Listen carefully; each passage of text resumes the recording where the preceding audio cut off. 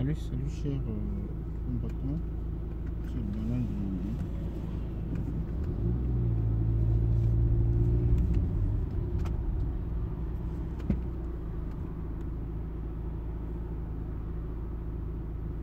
Alors ce matin, on va parler une fois de plus de la Sartinavie.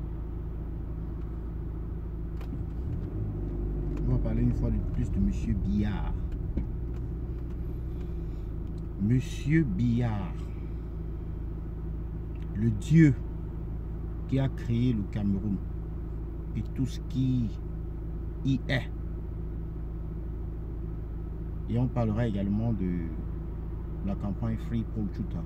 Ça fait 15 jours que nous avons lancé cette campagne-là. Et puis, on attend toujours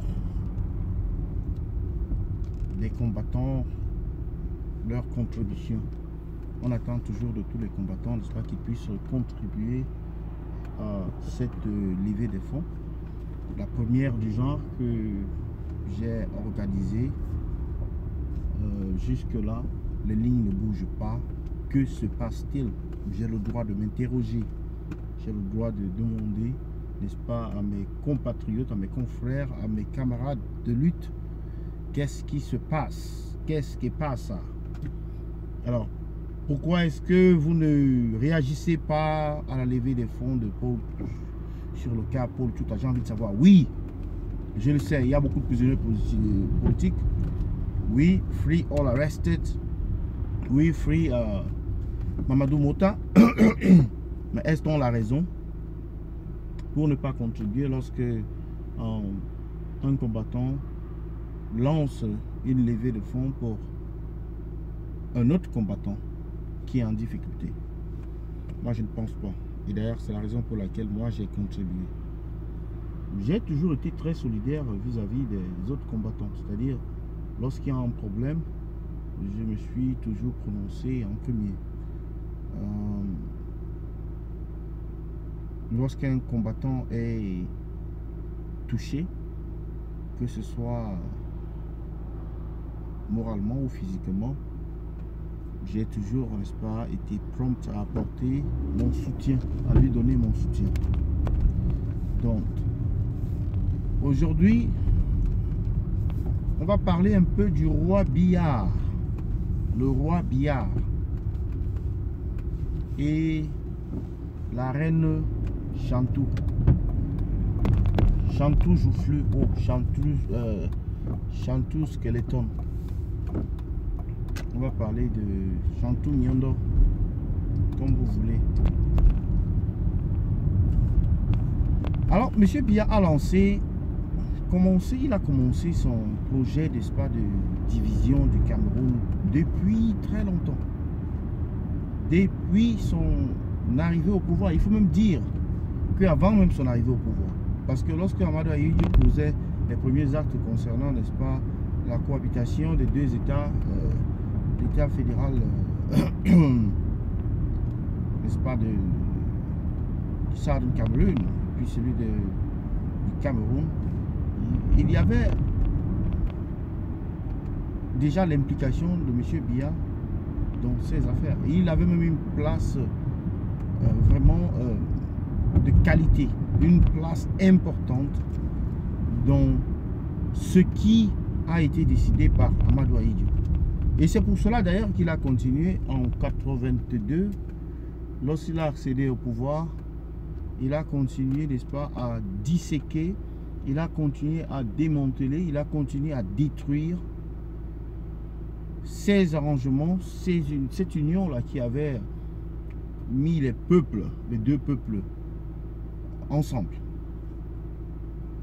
Aujourd'hui, on nous parle, depuis quelque temps, pas aujourd'hui, mais depuis quelque temps, on nous parle de vivre ensemble. On le prône tous les jours. Et d'ailleurs, quand la crise anglophone a commencé, pour la combattre, le régime sardinard a dû utiliser cet argument qui est celui de l'unicité du Cameroun. Le Cameroun est un et indivisible. Vous vous souvenez de cette phrase? Force reviendra à la loi pour toute personne qui veut diviser notre cher et beau pays. Le Cameroun est un et indivisible. C'est les mêmes qui disent que le Cameroun est un et indivisible, qui divisent en créant, c'est eux qui avaient créé le concept d'autochtone et allogène. Et les mêmes reviennent à la charge avec le Cameroun est un et indivisible. Ils sont venus avec un autre faux concept de vivre ensemble. Et puis, ils sont venus avec un autre concept d'harmonie nationale. Et nous devons tout avaler. Nous devons tout accepter. Seulement, le concept d'autochtonie et celui d'allogénat est un concept génocidaire. Nous devons le dénoncer, nous devons le décrire. Et nous devons, n'est-ce pas, combattre même. Pas seulement non dénoncer et décrier, mais nous devons combattre ces dérives de ce régime qui a toujours mieux régné en divisant les Camerounais, en divisant les communautés, en divisant le pays. C'est ainsi qu'ils sont arrivés à la guerre du Nozo. Le roi Biya et ses conseillers toxiques, ou pas, mais en tous les cas, c'est lui le roi, il a décidé d'entrer en guerre avec son propre peuple. Les morts se comptent par milliers. Au jour d'aujourd'hui, il n'y a pas un chiffre exact de combien de personnes sont mortes. Presque tous les partis s'accordent à dire qu'il y a au minimum 3000 morts. Mais d'autres pensent que c'est plus que cela. D'autres pensent qu'il y a plus de 10 000 morts. Et franchement, avec le nombre de morts qu'on a vu, le nombre de cadavres qu'on a vu sur les réseaux sociaux depuis des années là, ce ne serait pas étonnant. C'est un peu plus concret, un peu plus plausible qu'on ait atteint le seuil de 10 000 morts. Aujourd'hui, la communauté internationale s'intéresse de plus en plus à la situation du Cameroun. Ce n'est pas à tort, c'est à raison. Parce qu'il y a quand même des règles qui régissent la conduite d'un État dans un monde moderne. Il y a des règles humanitaires, il y a les droits de l'homme, il y a, n'est-ce pas, les droits, il y a même les conventions de guerre s'il s'agit de la guerre. Puisque M. Biya a déclaré la guerre, alors les conventions de la guerre devraient s'appliquer. Maintenant, beaucoup diront, mais pourquoi est-ce que vous ne parlez pas des sécessionnistes? Pourquoi est-ce que vous ne parlez pas de la barbarie des sécessionnistes? Je pense que la barbarie des sécessionnistes est sous le cadre, n'est-ce pas, d'une défense légitime. C'est ce qu'ils disent dans tous les cas. Mais il est à décrier les comportements qui s'écartent, n'est-ce pas, du droit humanitaire. Les comportements qui s'assimilent à une violation des droits de l'homme. Tout le monde peut être d'accord pour dénoncer cela. Cela étant dit, les rebelles ne sont pas une force homogène. Les rebelles ne sont pas une force, comment je peux dire, centralisée, telle qu'on peut le penser. Il est possible qu'il y ait des manipulations. Il est possible qu'il y ait des dissensions parmi les forces rebelles. Et donc, c'est différent d'un système comme celui de Biya ou d'une armée conventionnelle à laquelle on peut associer un commandant en chef, à laquelle on peut associer un état-major qui est, n'est-ce pas, le patron de toutes les opérations. Or, chez les rebelles, il est difficile de désigner un interlocuteur valable qui ne sera pas contesté par un ou l'autre camp. Donc vous pouvez dire c'est Phil Marshall, mais il y a quelqu'un d'autre qui va sortir de là et il vous dit mais c'est les Tiger Forces et ils ne sont pas forcément sous le couvert de Phil Marshall. Ils ne travaillent pas sous les ordres de filmage. Il y a certains qui vous diront que eux, ils sont les combattants indépendantistes de Ayoub Tabé. Il y a certains qui vous diront il y a tellement de groupes et donc il n'y a pas d'homogénéité, comme on peut dire. Ce n'est pas un groupe, c'est pas un groupe homogène, c'est un groupe vraiment hétéroclite. C'est un groupe qui n'a pas de leader, je vais dire un leader unanimement approuvé. Ça, c'est pour les combattants sur le terrain. Maintenant, même pour les combattants hors du terrain, il y en a plusieurs factions. Et donc, on peut parler aux rebelles comme ça, là, grosso modo. On ne peut pas toujours savoir quel est le groupe rebelle qui a posé un acte. Puisque les groupes rebelles ne prennent pas cette habitude-là de revendiquer les actes qu'ils ont posés. On le voit ailleurs, là où les rebelles, lorsqu'ils posent un acte, ils le revendiquent. Mais dans le cas précis, les rebelles ne revendiquent pas les actes qu'ils ont posés. Du moins, c'est la majorité des actes qu'ils ont posés. Et par conséquent, on a souvent du mal à les atteindre avec le message. Mais néanmoins, nous devons de leur rappeler que le droit international humanitaire s'applique à tous. Et que toute violation, n'est-ce pas, des droits de l'homme, que ce soit du côté des rebelles, pourrait les rendre susceptibles de poursuites judiciaires au niveau, n'est-ce pas, de la Haye, du tribunal pénal international. Et donc, nos frères rebelles, il faut faire attention, respecter le droit humanitaire, respecter les droits de l'homme, respecter les conventions de guerre. Et vous serez, je vais dire, vous ne serez pas inquiété par la justice internationale.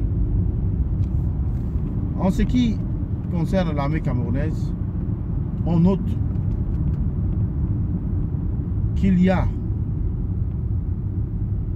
beaucoup de pertes en vies humaines, ne serait-ce que ces derniers jours, où on a remarqué que beaucoup de jeunes soldats camerounais y perdent la vie. Et tout ceci à cause du dieu Pillard ou du roi Pillard. Biya. Ces jeunes Camerounais qui mettent leur vie en danger pour combattre leurs propres frères. Comment est-ce qu'on appelle ça? Excusez-moi, je suis un peu perdu. On appelle ça comment? Une guerre qui n'a pas de sens. C'est comme ça qu'on appelle cela. Une guerre qui n'a pas de sens.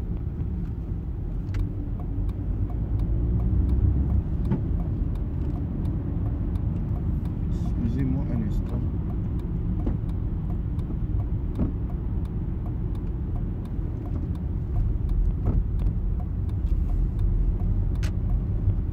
La guerre au Nozo, c'est une guerre qui n'aurait jamais dû commencer.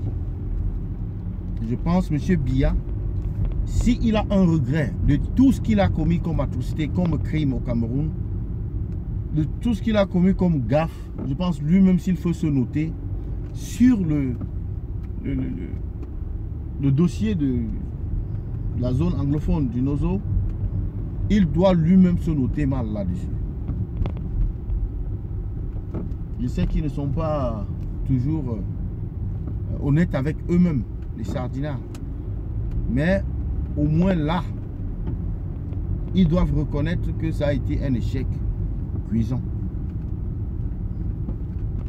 Un échec cuisant. Alors, je vais en venir au deuxième point qui est celui, n'est-ce pas, du combattant Paul Tchouta. Le combattant Paul Tchouta est incarcéré depuis 202 jours. Depuis 202 jours, sans procès. Le dossier ayant quasiment disparu. Et il se retrouve comme ça, privé de liberté. Ses parents ses enfants, sa femme, coupés de ces derniers. Pourquoi? Parce qu'il a tenu des positions dans le combat. Il a, n'est-ce pas, participé à l'éveil des consciences. Il a participé à la défense des droits de l'homme. Il a participé, n'est-ce pas, à la dénonciation des injustices, des multiples injustices qu'on observe dans la société camerounaise. Vous vous rappelez des femmes et des enfants molestés ou emprisonnés ou enfermés dans les hôpitaux, l'hôpital central de Yaoundé et puis l'hôpital de Yassa. L'hôpital de Yassa à Douala. Dans tous ces cas-là, le cas Bello, il y avait le cas Bello, il y a le cas, n'est-ce pas, de cette consommation, ces élèves-là qui consomment des stupéfiants, ces élèves qui consomment des stupéfiants dans les lycées, ces élèves, n'est-ce pas, qui s'engagent dans des rapports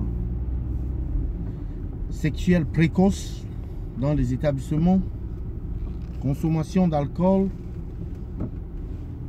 Il a dénoncé tout cela. Il était le patron. L'affaire Bonita, vous vous souvenez, c'est Paul Tchouta qui a dénoncé cette affaire. Mais aujourd'hui, Paul Tchouta est incarcéré et nous, dans la résistance, nous devons de lui apporter notre support. Parce qu'il a été incarcéré pour un combat commun. Pour un combat, n'est-ce pas, qui nous concerne. Pour le même combat que nous menons. Un instant.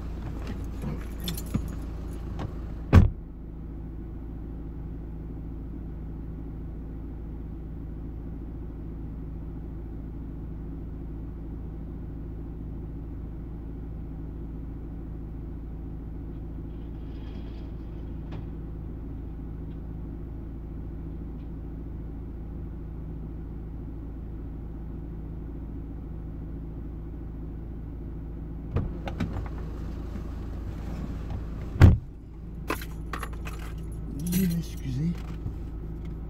Quand je dis Paul Tchouta a été incarcéré, n'est-ce pas, pour un combat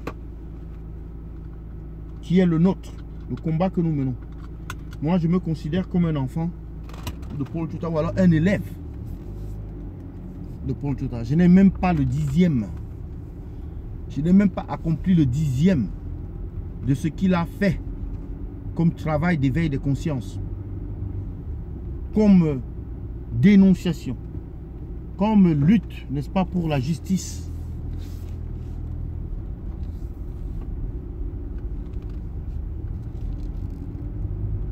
Je n'ai aucune, moi je peux dire, aucune compétence similaire à la sienne. Il était web journaliste. Il a mené ce combat de bout en comble sans un support financier venant de qui que ce soit. Il a mené ce combat tout seul, avec ses moyens de bord, avec ses téléphones. Il a été agressé plusieurs fois. On a voulu, n'est-ce pas, l'éliminer à plusieurs reprises, mais il n'a pas abandonné, il n'a pas abdiqué.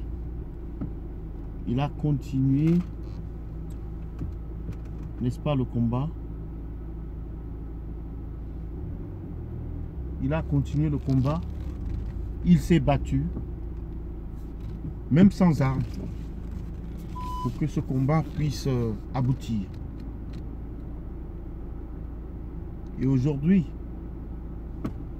nous sommes comme des élèves de Paul Tchouta. Nous sommes, n'est-ce pas, les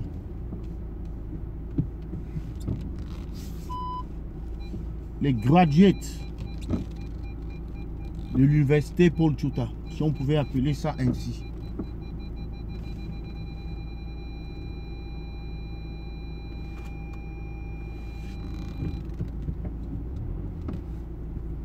Nous sommes des gradués de l'université Paul Tchouta. Donc je demande à tous les combattants, je vais mettre les liens là sur la vidéo, je demande à tous les combattants, n'est-ce pas, de contribuer en aidant ce combattant. Ça fait 15 jours que je mène cette campagne et elle va s'arrêter très bientôt. Ça fait 15 jours que je demande aux Camerounais de cotiser, aux combattants de cotiser. Nous sommes le 18 là. Donc dans combien de jours? Dans, c'est pas 2 jours parce que ça prend du temps un peu pour envoyer cet argent. J'aurais souhaité, n'est-ce pas, qu'on clôture avec cette affaire, cette levée de fonds cette semaine.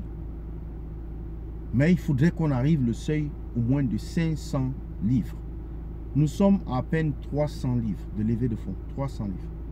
Et dans ces 300, j'en ai contribué à la hauteur de 100 livres. J'attends.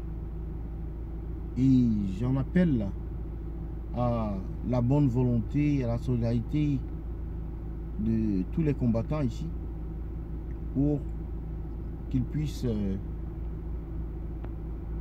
contribuer, n'est-ce pas, à ce projet-là en donnant un tout petit peu de ce qu'ils ont.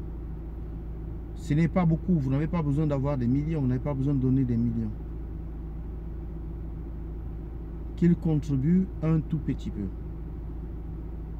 Quand je vois ce gars en prison, j'ai envie de couler des larmes. Quand je vois ce gars, ce qui lui arrive, parce qu'en fait même, j'en ai parlé avec lui avant que cela n'arrive. On en a discuté. Et je lui ai donné le conseil d'abdiquer comme nous, c'est-à-dire de démissionner comme nous, c'est-à-dire de fuir le pays comme nous, c'est-à-dire de partir en exil. C'est trop facile. Bon, certains diront c'est pas trop facile. C'est pas qu'il lui a manqué des moyens pour le faire. Même Michel Bienton, il est sorti du pays. Michel Bienton avait reçu les mêmes conseils du parti du pays, mais voilà des combattants qui ont l'amour pour leur pays. Puisqu'il y a d'autres qui nous disent, venez faire ça ici, venez parler ici, venez vous battre ici. Si tout le monde fuit le Cameroun, qu'est-ce qui va rester de ce pays-là? Qu'est-ce qui va rester? Qu'est-ce qui restera du Cameroun? On doit se poser cette question-là. Donc il faudrait bien qu'il y ait des gars sur le terrain comme, je ne sais pas, c'est Jules Anama, qui fait également un très grand travail là-bas au niveau du Cameroun, et tous les autres combattants, anonymes soient-ils, qui mènent, n'est-ce pas, un bon combat là-bas au niveau du Cameroun. Donc, je vous remercie d'avoir été connecté ce matin et d'avoir suivi ce direct. C'était le Banane de Yingui. Je vous reviens ce soir, probablement. Bonne journée à vous. Partagez le direct, c'est le minimum. C'était le Banane de Yingui. Bye bye. À tout à l'heure.